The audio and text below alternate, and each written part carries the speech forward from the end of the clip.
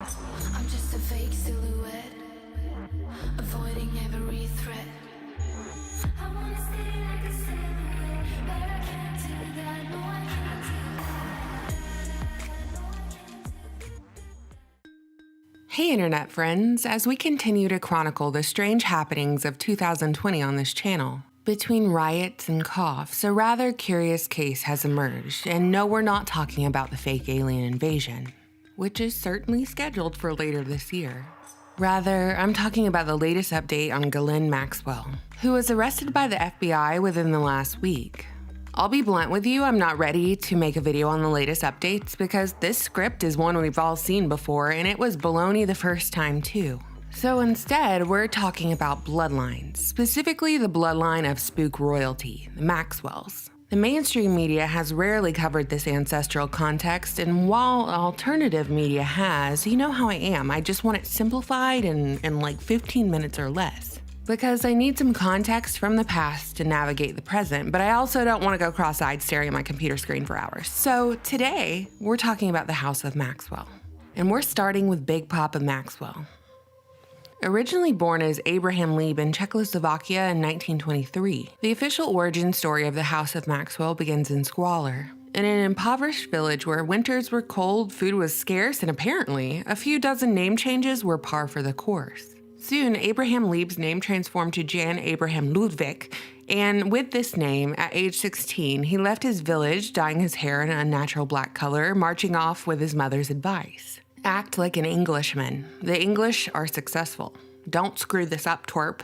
And so he followed his mother's advice. If he were ever to achieve his family's dream of a Jewish homeland in Palestine, there were sacrifices to be made, especially as whispers of war traveled across Europe. And with those whispers, waves of what was dubbed anti-Semitic messages spread over radio stations. Upon hearing this talk, Abraham Lieb or Jan Abraham Ludwig or whatever the heck Robert Maxwell's name was at that time, took it upon himself to cast a better depiction of his people. So before World War II had even started, Robert Maxwell became a storyteller, telling those who would listen that he'd lied about his age so he could join the local Czech resistance movement in Budapest. A tale which he would relay to the BBC decades later, but it was a lie. There was no Czech resistance at that time in Budapest because there were no German soldiers in the city. But the facts didn't matter, it was the emotion from the story that mattered, which is perhaps why Robert Maxwell went on to become such a successful media mogul. By the time he requested to join the British Army's Pioneer Corps, he was going by the name Jan Hotch. Perhaps because it sounded a little more English and a little less, well, you know, not English, because he certainly didn't speak any at the time. He kept pushing to enlist in the English ranks, setting his sights on the 6th Battalion of the North Staffordshire Regiment. And with a few character endorsements, Jan Hotch found himself in the 17th Infantry Brigade Intelligence Unit. But this time, he changed his name to Leslie Dumouriez, Dumouriez being a popular cigarette brand.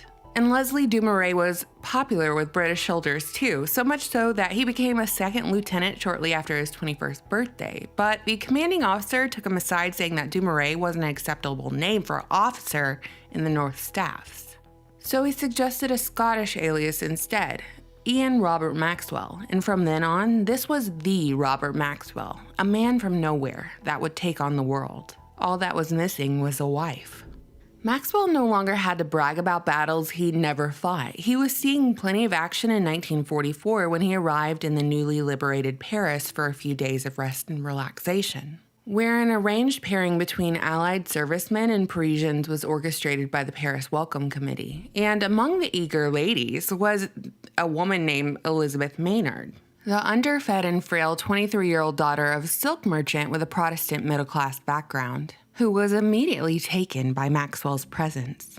They were married, and together they had 9 children over the span of 16 years. But unlike their post-wartime counterparts, they weren't looking to settle in their newfound peaceful life. Robert had other ideas. While Elizabeth found purpose in fostering relations between Christians and Jews throughout her career, focusing on Holocaust history and organizing conferences around the goal of combating anti-Semitism, her husband chased power and influence. One of the outcomes of World War II was the establishment of the State of Israel within the region known as Palestine, a place that the newly formed United Nations had allocated as the Jewish state. Maxwell was key in the creation of Israel, given that he used his contacts to help smuggle aircraft parts to Israel during the 1948 War of Independence. Officially established in 1949, Mossad became the National Intelligence Agency of Israel, aimed at intelligence collection, covert operations, and counterterrorism, sort of like the Israeli equivalent of the CIA.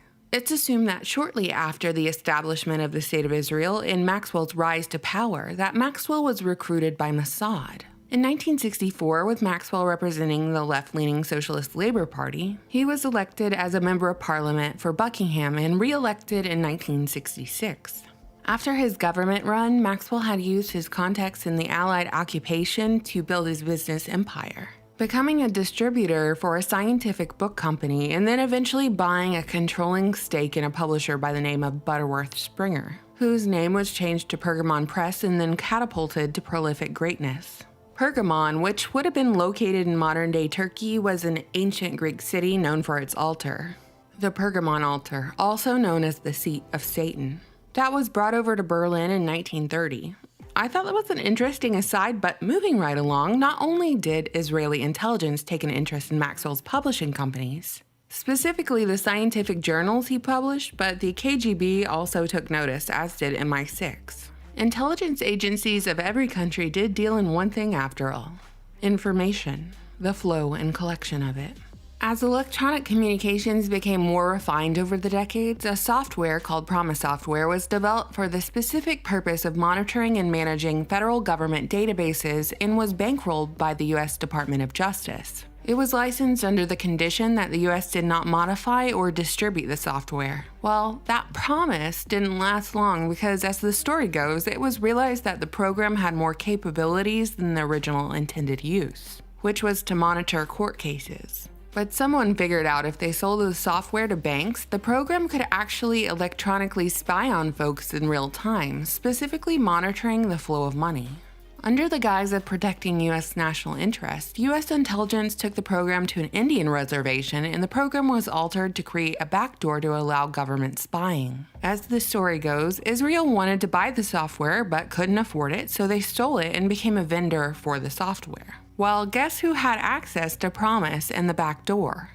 You guessed it, Robert Maxwell. One of Promise's stories was that it was sold to Middle Eastern arms dealers and even allegedly used by Osama bin Laden to obtain intel on the US that led to the attacks of 9/11, if you believe that official story. In 1984, Maxwell acquired Mirror Group newspapers, which included the Daily Mirror. And pretty much everyone who worked at Mirror Group said Robert Maxwell was a crook and a liar.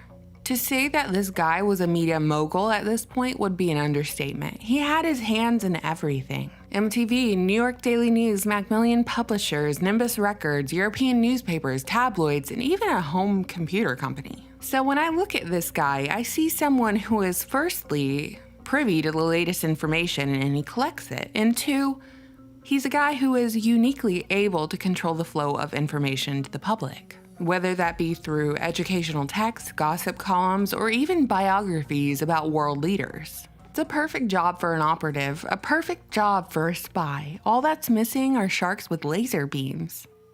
In 1991, Maxwell died a mysterious death off the Canary Islands, where his naked body was found floating off his yacht, named the Lady Glenn after his daughter. There is much debate over the cause of his death, whether it was a result of a heart attack, suicide, or hit job. Either way, he had a lavish funeral in Israel, and the Israeli Prime Minister eulogized him, saying that Maxwell had done more for Israel than can today be said. It's debated whether Maxwell was Mossad or Israeli military intelligence, and where his actual loyalty rested, as the billionaire publisher was rumored to have spoken 8 languages fluently and was an asset for MI6, KGB, and Mossad. It appears his main loyalty was to Israel, but when you behave the way Maxwell did, I wonder if your only loyalty is really to yourself.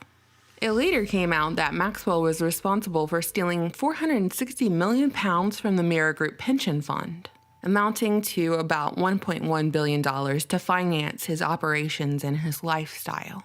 Alright, and that, my friends, was my super fast summary of Robert Maxwell, Israel's Super Spy by Gordon Thomas and Martin Dillon.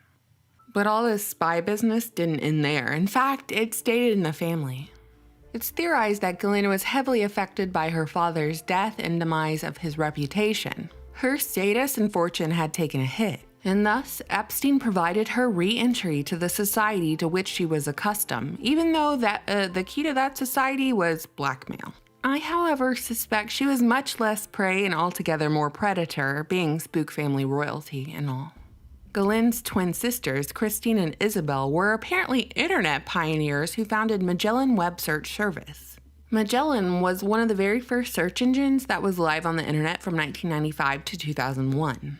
Imagine the data collection potential of manning a search engine. Find out an important person's IP address and keep a log of their inquiries, or perhaps even their darkest desires. Excellent blackmail potential, but I digress. The search engine was very popular amongst users. It really had the momentum to become Google, but the company sold out, only for Ghislaine's sisters to chase a spooky new endeavor.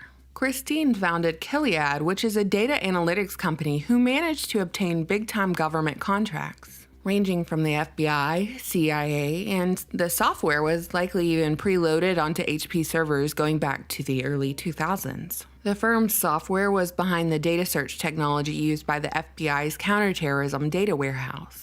And the company's advisory board includes Alan Wade, former CIO of the CIA. So at this juncture, since we've seen it before and history repeats, we ask, does Gilead have a backdoor much like Promise software that Papa Maxwell used and it was sold to foreign governments? Christine is not an American, and a quick Google search and understanding of her family background would lead you to believe that her loyalty lies with Israel. So how and why did Gilead get contracts with the United States government to surveil individuals under the guise of counterterrorism? The line of questioning becomes even more damning when we factor in Our Lady of the Hour, Ghislaine Maxwell, and the accusations of running a sexual blackmail operation with the abuse of underage victims, then turning around to weaponize that abuse to blackmail individuals for, presumably, political gain, as she's been accused numerous times of being a Mossad operative. Seriously, the continuous thread here is Mossad, so what do you Mossad people want? Can you just come out with your list of demands already and get it over with? What are normal people supposed to do with the idea that some of the most powerful people in the world, the people who run their governments, their media, whatever, people with access to the nuclear codes, are controlled by sexual blackmail with minors? And am I really supposed to buy this whole story about Ghislaine Maxwell being arrested by the FBI with no footage of the arrest, no mugshot, no nothing? It took a long time to arrest her. Did this time afford her enough space to delete or move or whatever blackmail or evidence she had on others? Now we have reports that she's on suicide watch in a New York jail rife with COVID. So how's this exit strategy gonna go? The way of Epstein? By suicide or by plague? And is any of it real? How convenient is it that the Maxwell sisters are pioneers of the modern internet, completely intertwined with U.S. intelligence agencies? I would define myself as a slightly optimistic realist, so as much as I want to ride the hype wave that justice is around the corner, I feel like we're getting a bit hoodwinked here. A family of foreign spies who've influenced United States policy, intelligence agencies, news media, and even the internet? Well, they seem like a tricky bunch.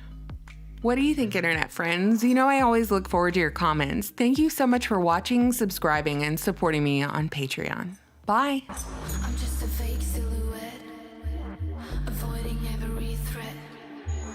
I wanna stay like a silhouette, but I can't do that, no I can't do that.